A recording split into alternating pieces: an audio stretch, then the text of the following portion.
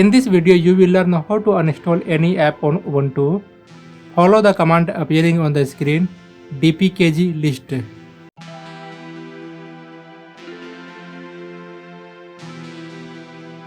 It will list all the software packages installed in your system. Now find the software package you want to uninstall. It is listed in alphabetical order. Here I am going to uninstall Dropbox. Copy the software package name you want to uninstall.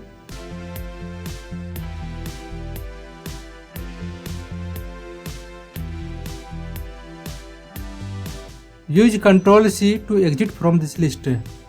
Now follow the command appearing on the screen. Sudo apt get remove software package name.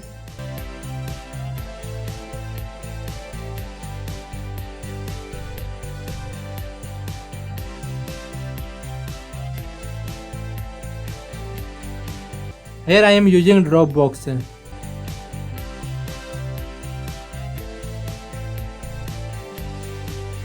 Now Dropbox has been uninstalled.